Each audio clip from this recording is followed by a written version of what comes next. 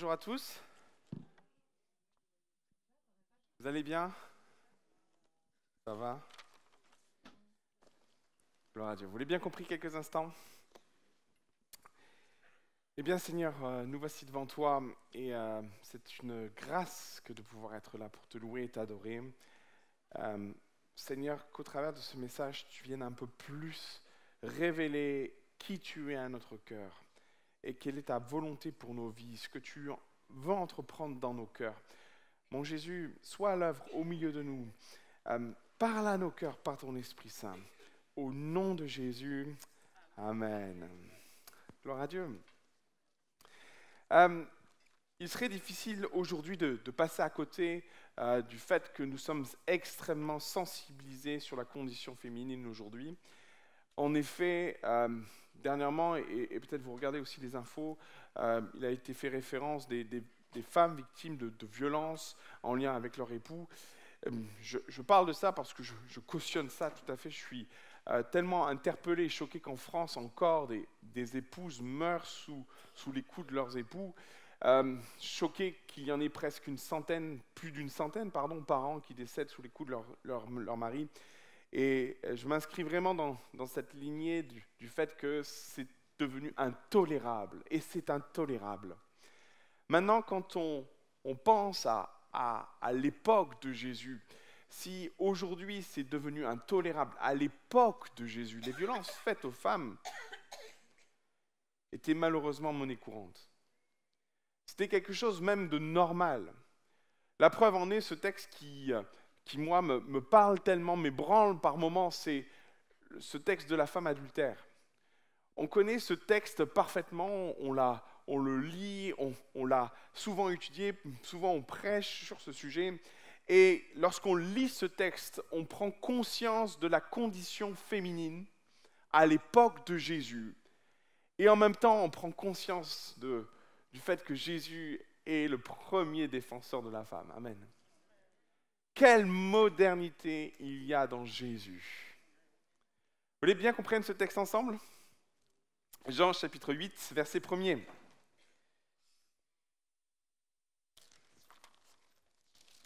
Alléluia.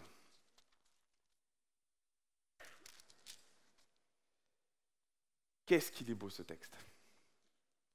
Jésus se rendit à la montagne des Oliviers, mais dès le matin, il alla de nouveau dans le temple et tout le peuple vint à lui. S'étant assis, il les enseignait. Alors les scribes et les pharisiens amenèrent une femme surprise en adultère.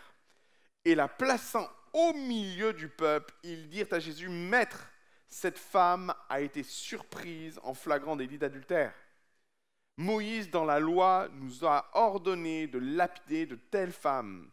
Toi donc, que dis-tu » Ils disaient cela pour l'éprouver, afin de pouvoir l'accuser. Mais Jésus, s'étant baissé, écrivait avec le doigt sur la terre.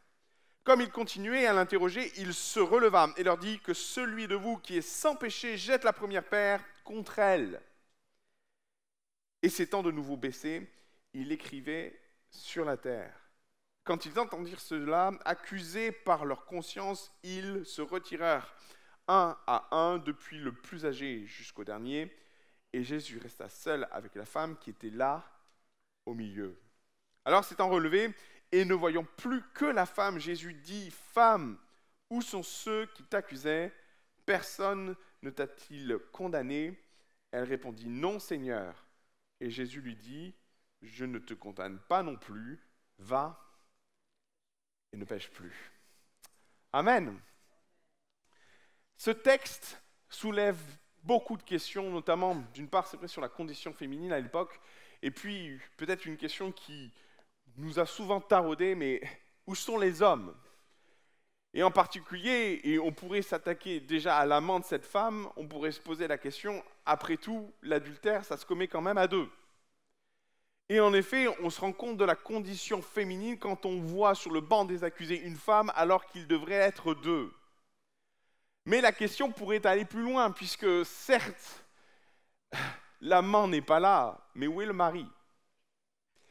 Il Il y a de grandes chances que le mari faisait partie des accusateurs, et même pour être vrai et pour pousser le raisonnement un peu plus loin, il est sans doute la cause de tout ce qui s'est passé. C'est sans doute lui qui a découvert son épouse dans une situation délicate. Et en effet, on peut comprendre la réaction de cet homme qui, dans une réaction de colère, bafoué, est allé trouver les anciens, les religieux de l'époque, pour, quelque part, peut-être éventuellement se venger de son épouse et en finir avec cette histoire parce que, quelque part, il devait avoir honte. Et on comprend que finalement, en effet, ce n'est pas la foule qui s'est retrouvée dans la chambre pour constater le flagrant délit d'adultère, hein, on est d'accord. Hein. C'est bien qu'à la base, un mari bafoué qui a clairement annoncé et dit aux anciens que son épouse était dans une situation d'adultère. Alors on en arrive à cette situation particulière où cette femme est mise au devant des faits, emportée par les scribes et les pharisiens qui, dans un éclair, je dirais de grand éclair de lucidité, se sont dit « profitons de la situation pour piéger Jésus ». Et en effet, quand on y réfléchit, Jésus n'a que deux solutions. Et sans doute que dans la tête des religieux, Jésus n'avait que deux solutions. Soit il condamne cette femme à mort, soit il la libère.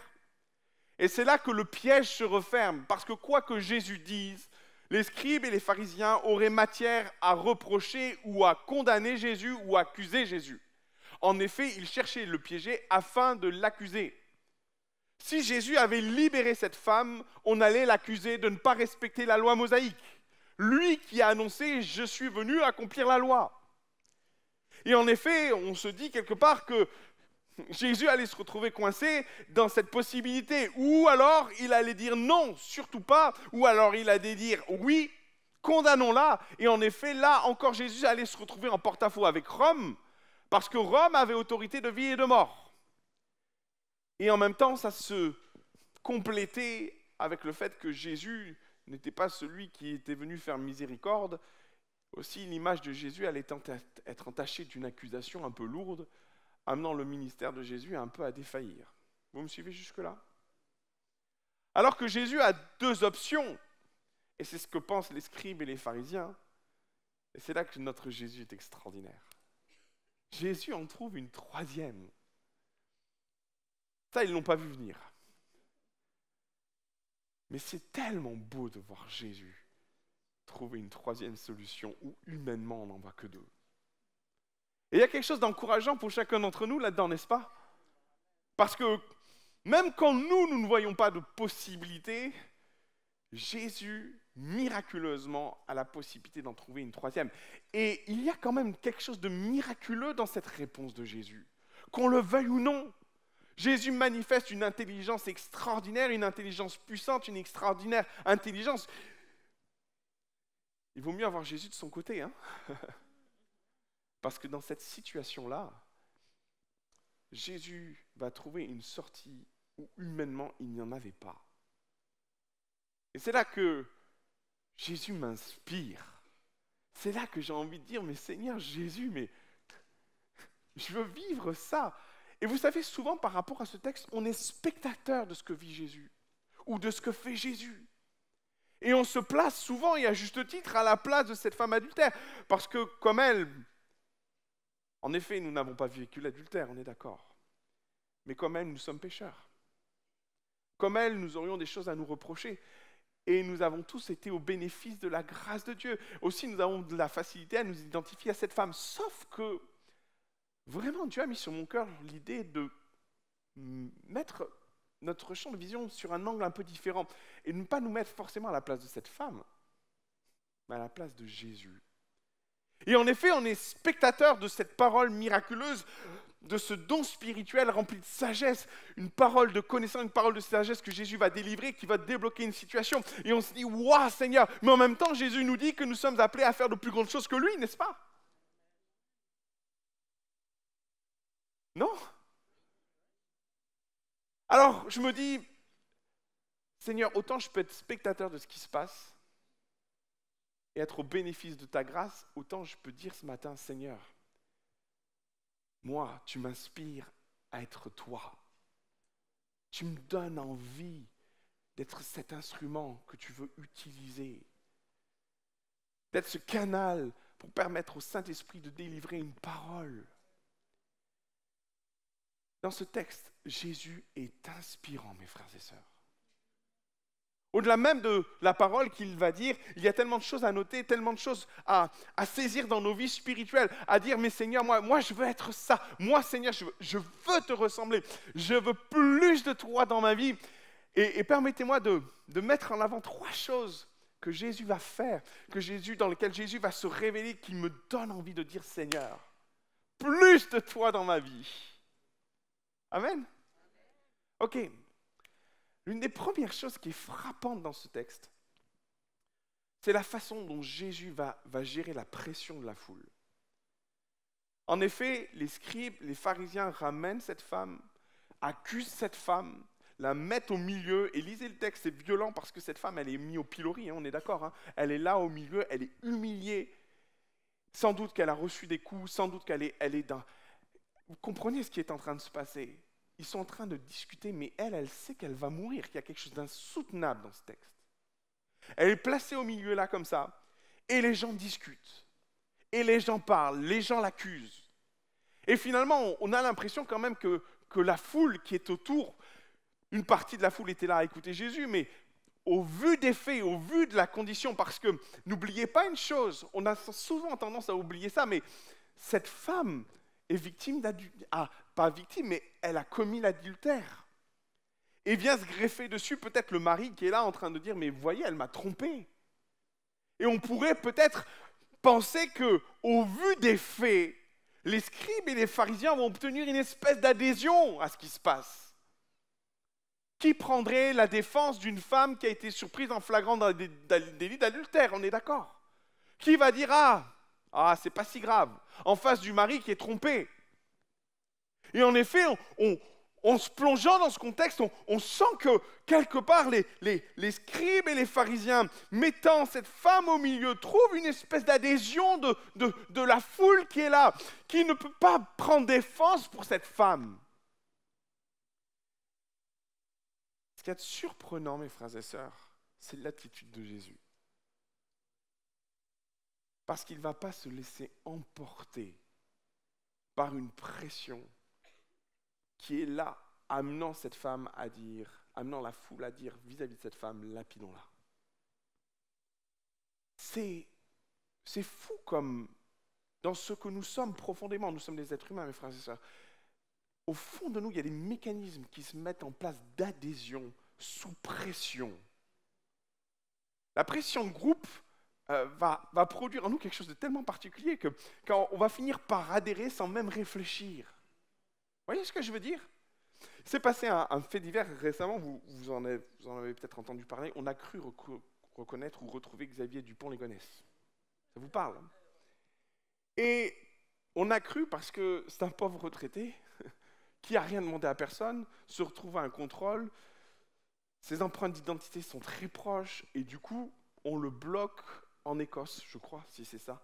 On le bloque en Écosse et on envoie une information en France disant « on a retrouvé Xavier Dupont-Ligonnès ». Et puis du coup, l'info fuite et les radios, les journaux télé sont partis dans « on a retrouvé Xavier Dupont-Ligonnès ». Et ce qu'il y a de fou, c'est que les journalistes, comme un emballement, se disent « ça y est, on l'a retrouvé ». Faisons un reportage sur la vie, la nouvelle vie, qu'est-ce qui s'est passé pendant toutes les années où Xavier Dupont-Ligonnès a disparu. Et ils sont allés tourner un reportage où on enregistrait des témoignages de personnes qui étaient du village de ce pauvre retraité qui n'a rien fait. Alors il y en a qui, très honnêtement, se sont dit, bon, il lui ressemble pas beaucoup quand même, hein. C'était particulier. Et puis il y a un autre voisin qui a dit, ah ouais, mais c'est vrai qu'il était suspect quand même.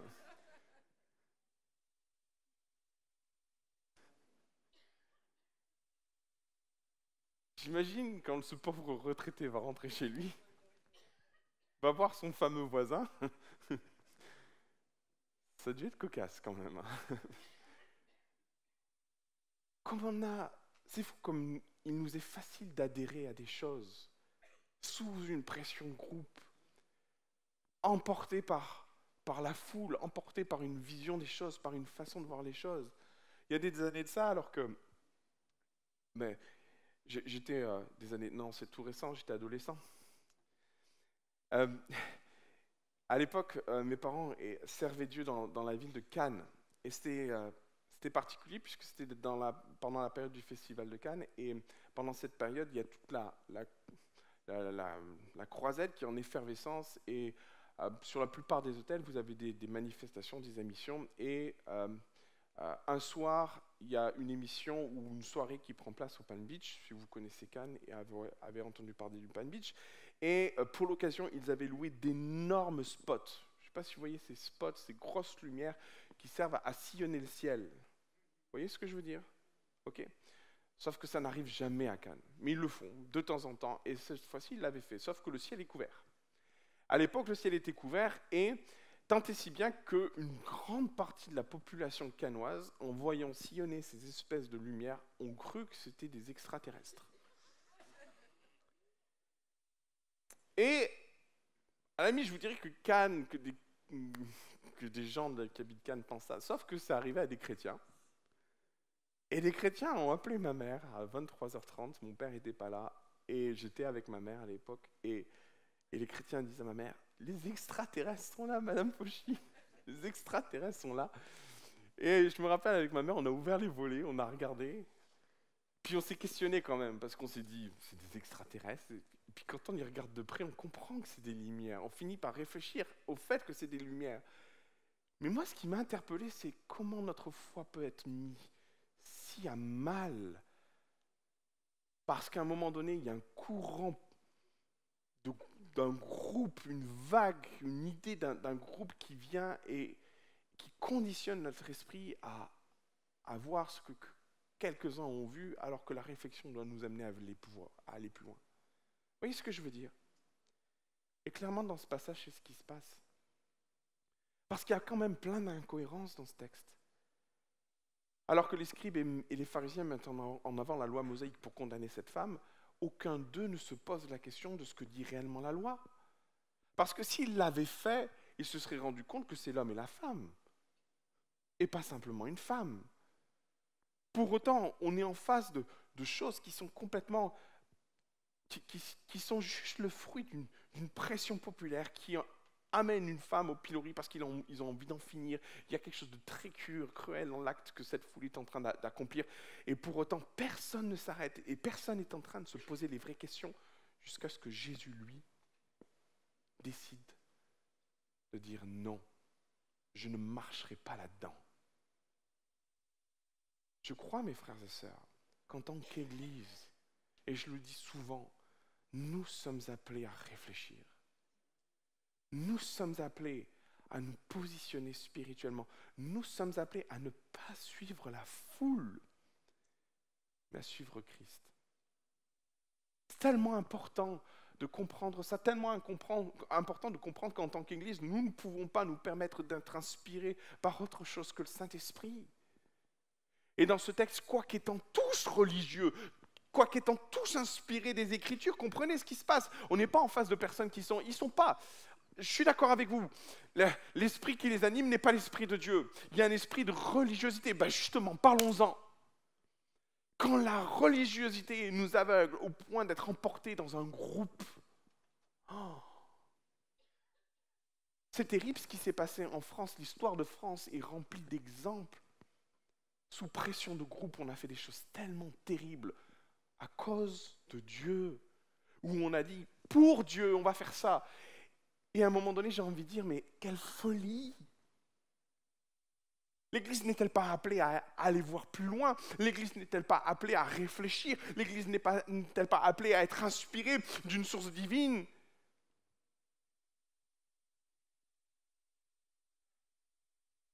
J'ai envie de dire, au plus on va s'approcher de la fin des temps, au plus on va s'approcher du retour de Christ, au plus l'Église va avoir pour nécessité d'être inspirée de la part de Dieu. Et souvent, on met l'accent sur les dons spirituels en disant qu'il faut vivre la prophétie, il faut vivre en effet les dons de guérison, et je ne dirais pas le contraire. Ce que Paul dit d'ailleurs, aspirer aux dons les meilleurs, aspirer aux dons de la prophétie. Mais j'aimerais inviter l'Église à être inspirée aussi dans ce qu'est le discernement des esprits, dans ce qu'est les dons de sagesse, les dons de parole, de connaissance. Seigneur, viens inspirer ton Église. Elle ne peut pas être remportée par une vague, par une pression de groupe. En tant que chrétiens, mes frères et sœurs, nous sommes appelés à faire la différence. Pour autant, ne tombons pas dans l'autre extrême, d'être constamment dans la différence, par esprit d'opposition. C'est pas ce que Dieu nous dit, mais au travers de ce texte, on comprend que l'Église, plus que n'importe qui, est appelée à briller parce qu'elle refuse de se soumettre à la pression. Clairement, dans ce texte, Jésus va faire face à une pression populaire visant à tuer une femme parce qu'elle avait commis l'adultère. Seigneur, moi, je prie au plus profond de moi de vivre cette inspiration, d'avoir la force de penser différent quand il le faudra, d'avoir la force de vivre différemment quand il le faudra. Et Jésus va acter ça. C'est tellement beau de voir l'empressement que la foule a d'en finir avec cette femme et Jésus qui prend son temps. Vous avez lu ce passage? Ils discutent. Alors qu'ils sont en train de réprimander cette femme, l'accuser cette femme, de balancer des arguments à tout va, que fait Jésus? Allez.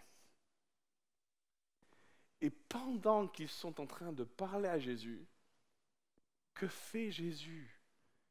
Il écrit sur le sol. Il refuse d'être embarqué dans un mouvement, dans un cheminement de pression. Il refuse de rentrer dans une forme de précipitation. Mes frères et sœurs, tout sera employé pour nous faire rentrer dans cette vague. Tout sera employé pour nous amener à penser comme tout le monde. Tout sera employé pour ne pas nous opposer à certaines choses. Mais l'Église ne peut pas se permettre d'avoir un autre témoignage que celui que Jésus a eu. Combien Jésus m'inspire dans son positionnement, mes frères et sœurs. Combien Jésus m'inspire dans son attitude. Ce texte, il est extraordinaire parce qu'il est riche d'images et de choses que Jésus va faire. Jésus va très peu parler, mais qu'est-ce que Jésus va acter dans ce passage? En effet, on l'a lu tous ensemble, et je viens d'en parler, que Jésus va s'abaisser. Cette femme, quand elle est amenée, elle n'a même pas d'argument pour se défendre. Elle est muette, elle aurait pu même se dire à Jésus, fais grâce, fais miséricorde. Il y a tellement de personnes dans la Bible qui sont venus interpeller Jésus, et pitié, fils de David. Tellement de personnages, de femmes, d'hommes qui ont manifesté. Mais elle ne manifeste rien. Vous savez pourquoi? Parce qu'elle est coupable. Elle se sait coupable. Et dans l'esprit de la loi mosaïque, elle est prise en flagrant délit d'adultère, elle sait qu'elle a commis une irréparable, elle sait qu'elle est aussi, elle ne revendique rien. Elle sait qu'elle va y passer, elle sait qu'elle va mourir, mais pour elle, elle a déjà accepté ce qui va se passer. Et alors qu'elle n'a même pas la volonté d'aller vers Jésus, de supplier Jésus, c'est Jésus qui vient vers elle. Et c'est vrai que ce symbole que Jésus emploie en s'abaissant vers le sol est tellement riche de sens, tellement beau. Alors que tous l'accusent, Jésus garde le silence et il se met à son niveau. Et le texte va très loin parce qu'en effet, il nous est dit que Jésus va dessiner avec son doigt dans le sol. Dernièrement, notre toute petite, notre dernière Juliette se met à crapahuter, elle a bientôt 10 mois, elle commence à bouger Et tous les parents le savent qu'à partir d'un certain âge commence la période où les parents disent non. Non, touche pas ça. Non, n'ouvre pas ça. Non. Et notre petite dernière a trouvé un pot de fleurs. Vous allez voir, vous qui êtes sur le point d'être parents. Et notre petite dernière a trouvé un pot de fleurs et elle a trouvé la terre. C'est extraordinaire la terre. Il faut voir ça quand les enfants découvrent la terre. Et alors qu'on ne la surveille pas toutes les secondes, mais on la surveille régulièrement. Et alors qu'on a la tête tournée, on retrouve notre Juliette en face du pot et en train de... Et bien sûr, ce qui est amusant, c'est qu'à un moment, elle tourne la tête et on a l'impression qu'elle a une barbe. Et notre bébé avec une barbe. Et puis, la première réflexe qu'on dit, nous, en tant que parents, on dit non. Et on lui dit parce que c'est sale. En effet. C'est ce qu'on apprend à nos enfants. Tu ne peux pas faire ça, c'est sale. Et vous savez, dans ce texte, c'est ça qui est beau. C'est que Jésus va s'abaisser, va toucher la terre avec son doigt. Mes frères et sœurs, Jésus n'a jamais eu la peur du péché des autres. N'a jamais eu peur du péché des autres. Il est même dit qu'il était l'ami des pécheurs. Il est même dit que Jésus partageait. Il y a ce passage juste fou où à un moment donné, Jésus est allongé et puis il y a cette femme pécheresse qui vient nettoyer les pieds de Jésus. Et alors qu'il y a des gens qui parlent autour et qui disent si Jésus savait que si cet homme était prophète, il saurait que cette femme est une pécheresse. Jésus sait qui elle est. Jésus n'a jamais eu peur du péché des autres, n'a jamais eu peur de toucher le péché, d'aller à la rencontre du péché, de s'abaisser pour le péché. Il l'a fait pour nous, mes frères et sœurs. Et gloire soit rendue à Jésus de l'avoir fait, de s'être dépouillé, d'avoir quitté son ciel de gloire et d'être venu à notre rencontre. Gloire à Dieu d'avoir un jour posé sa main sur notre épaule, sur notre tête, sur notre vie, de ne pas avoir craint le péché qui était en nous, de ne pas avoir redouté, de ne pas avoir vu le péché en nous comme une saleté qui pouvait le salir. Sauf que, mes frères et sœurs, trop souvent dans notre attitude, dans notre comportement, au fond de nous, on sait très bien qu'on ne doit pas venir sur le terrain du jugement. Aussi, on ne le dit pas, mais au fond de notre cœur, est-ce qu'on est si clair que ça? Est-ce qu'on n'est pas réticent face au péché? Comme s'il allait nous salir. Comme s'il allait nous atteindre. Est-ce que finalement on est devenu trop saint pour nous-mêmes devenir la lumière dans ce monde? Mes frères et sœurs, Jésus est l'exemple typique de ce que nous sommes appelés à être. On ne peut pas laisser le péché des autres nous donner l'impression qu'il va nous salir. Jésus a dit, ce n'est pas ce qui est extérieur qui pollue notre cœur, mais c'est ce qui sort de notre cœur, qui nous souille.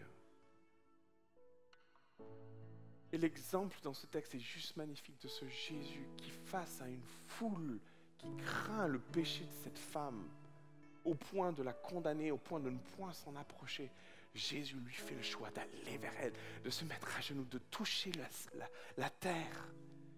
Ce que nous pourrions considérer comme ça, Jésus là, le prend, Jésus saisit et se met à la portée de cette femme et dit à cette femme, moi ton péché ne me fait pas peur.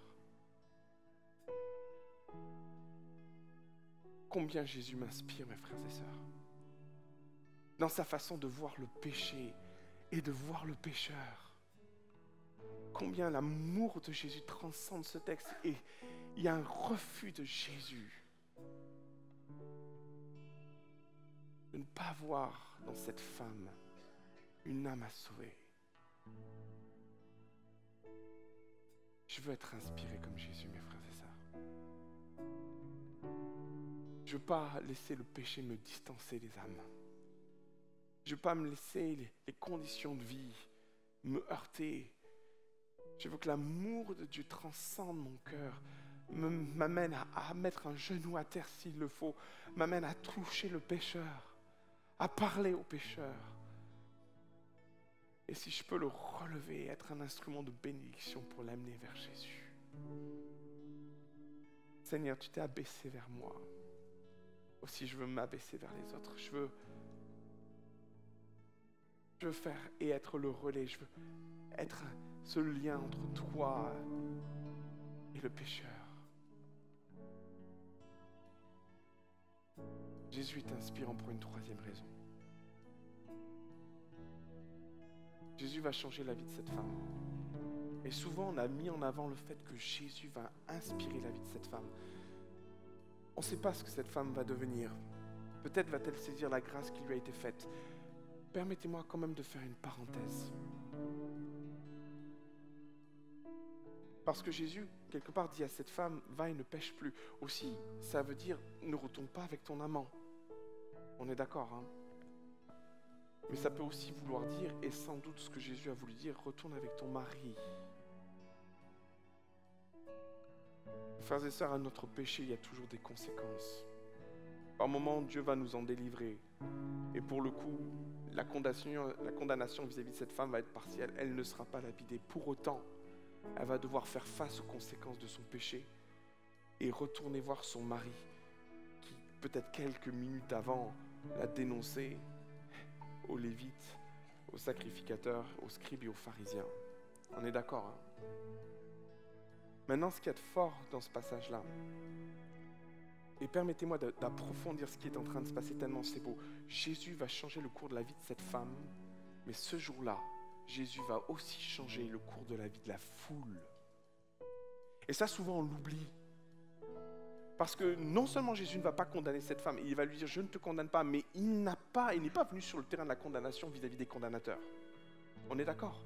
Il les met en face de leurs responsabilités. Il leur dit « ok, très bien, si vous voulez jeter une pierre, très bien, mais que celui qui est sans péché jette la première pierre. » Il n'est pas en train de dire que dans leur vie, ils sont pécheurs, pour qui vous vous prenez, vous, espèce de religieux fanatiques. Il ne rentre pas sur ce terrain-là. Par contre, il sème en eux une parole d'une puissance. Vous savez quoi? Ce qu'il y a d'extraordinaire avec Jésus, c'est que Jésus, c'est exactement ce qu'il fait. C'est tellement beau. Jésus est en train de larguer une bombe. Il discute, il se relève. Que celui qui est sans péché jette la première pierre. Et qu'est-ce que fait Jésus? Il se rassoit. Et là, vous savez que Jésus a fait mouche. Il le sait. Mes frères et sœurs, mais quel exemple! Combien des fois on veut aider la parole du Seigneur?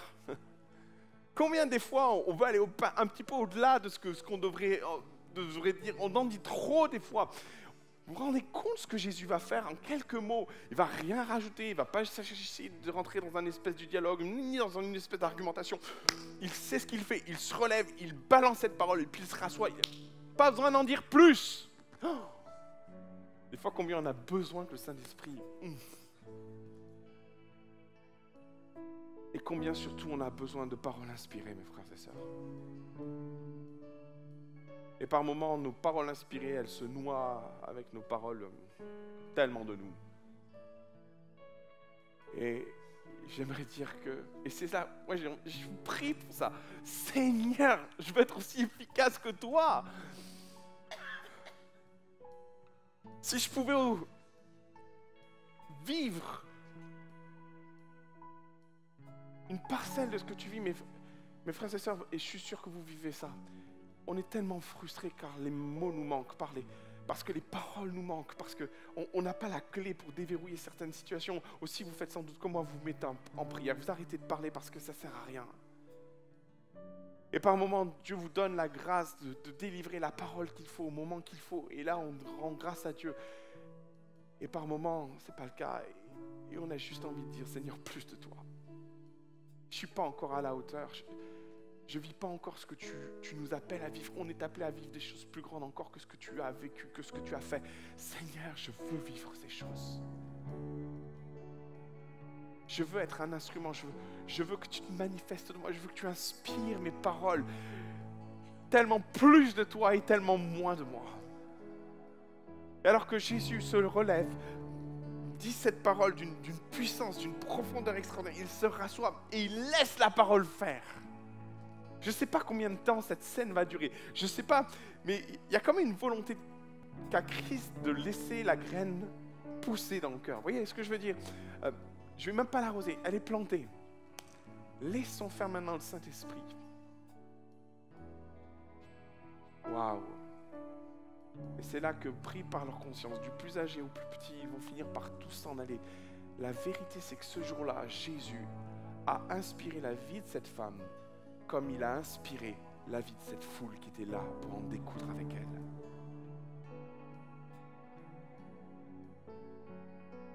Il y a une telle soif dans mon cœur d'être une source d'inspiration et pas de condamnation.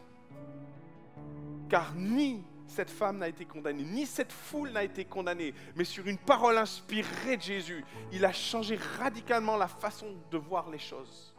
Cette foule qui était venue pour en découdre avec cette femme est repartie avec une semence dans leur cœur qui sans doute les a empêchés de reproduire ce qu'ils étaient venus faire. Il y a peut-être eu moins de lapidation à Jérusalem après Jésus. Waouh! Waouh! On est dans une société, mes frères et sœurs, où on combat la violence faite aux femmes. Jésus, par une parole, inspiré, a bouleversé sa société et a amené des condamnations de ce type à disparaître au sein de sa société. Je ne sais pas combien de temps ça a duré. Mais mes frères et sœurs, combien j'aspire à être ça. Et vous? Et vous? Et vous? Combien j'aspire à être cet instrument? Jésus va dire, c'est Jean chapitre 3, 17. C'est Jean qui va dire ça. Dieu n'a pas envoyé son Fils dans le monde pour le condamner, mais pour lui donner la vie. Je veux donner la vie, mes frères et sœurs. On n'est pas là pour dispenser la mort autour de nous. On n'est pas là pour dispenser de la condamnation autour de nous. On n'est pas là pour amener les gens sur le terrain de la culpabilité en avançant des arguments qui seront juste là pour les blesser. Seigneur, je veux être inspiré de toi. Je veux être une source d'inspiration pour ma génération. Je veux donner la vie. Je veux être un instrument qui modifie les comportements. Je veux être un instrument qui modifie notre société sur les choses de la vie. Je veux, Seigneur, que tu te serves de moi. Je veux que tu te serves de ton Église. Je veux que notre Église soit une source d'inspiration dans ce monde. Seigneur, je ne veux pas être emporté par une pression de groupe qui m'amène à ne plus réfléchir, à ne plus penser, à ne plus être inspiré de toi, mais être inspiré des hommes. Seigneur, mets en moi une passion pour les âmes, mets en moi une passion pour celui qui est dans le péché. Fais disparaître en moi les craintes de ce péché qui peut éventuellement salir mon âme. Seigneur, ce qui me souille, c'est ce qui sort de moi, pas ce qui est extérieur à moi. Seigneur, donne-moi de m'abaisser, donne-moi de me mettre à la portée du pécheur, donne-moi de le toucher même, de prier pour lui. Mais une compassion renouvelée pour les âmes perdues, Jésus. Seigneur, fais de moi quelqu'un qui influence ma génération. Fais de moi un semeur, quelqu'un qui plante une graine, une parole de toi inspirée et qui va faire germer dans les cœurs une nouvelle vision, une façon de penser différente. Sans aller sur le terrain de l'accusation, de la condamnation. Seigneur, inspire-moi. Seigneur, inspire-nous. Ce jour-là, Jésus a remporté une victoire contre la lapidation. Wouh!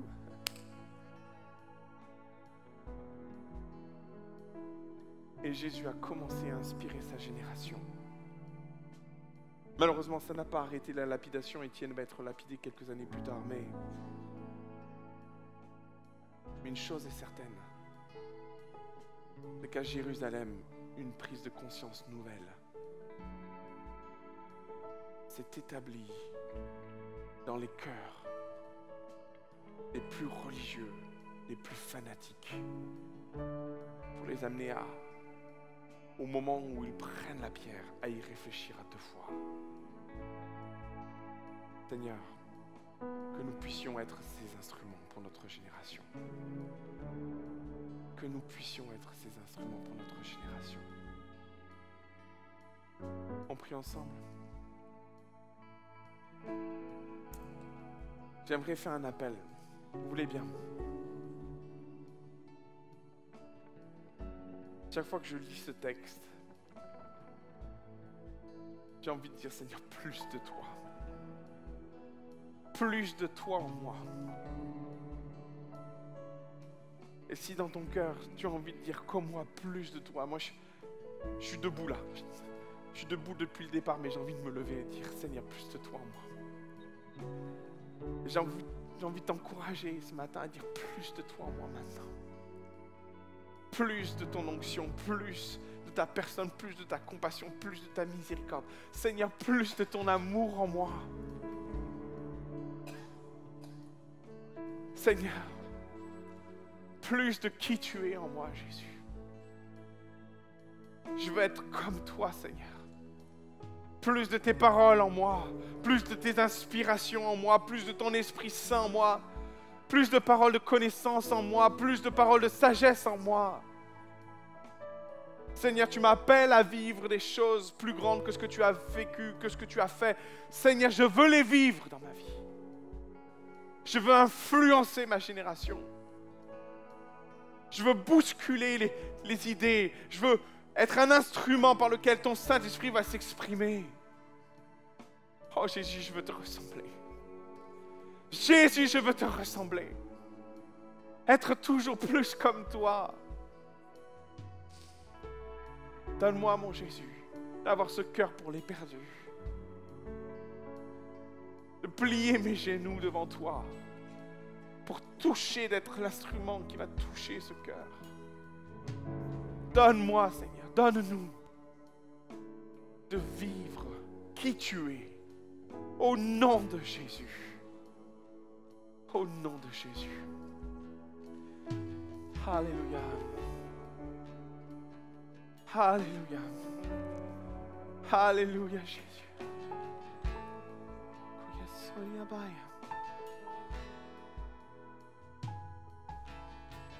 Soya ya yara somaya. Koyara soma babara shara sandaya. Jésus. Nous avons soif de qui tu es. Nous avons soif d'être toujours plus près de toi. Toujours plus comme toi, Jésus. Viens, Esprit de Dieu, mettre en nous cette graine, qu'elle vienne germer dans nos cœurs et que nous soyons à notre tour ces vecteurs de vie et point de mort. Tu n'es pas venu pour condamner, je ne veux pas être un instrument de condamnation, mais tu es venu donner la vie. Je veux être un instrument de vie. Je veux être inspiré de toi. Je veux être un instrument pour la gloire de ton nom. Oh Jésus. Oh Jésus.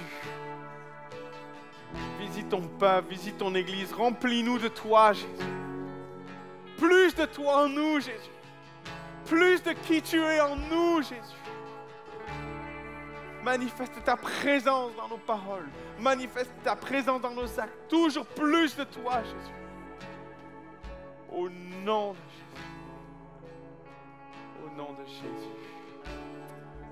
Amen. Et amen. Et tu parles à mon cœur. Tu as toute mon attention. Seigneur Jésus. Tu m'as entendu ta voix.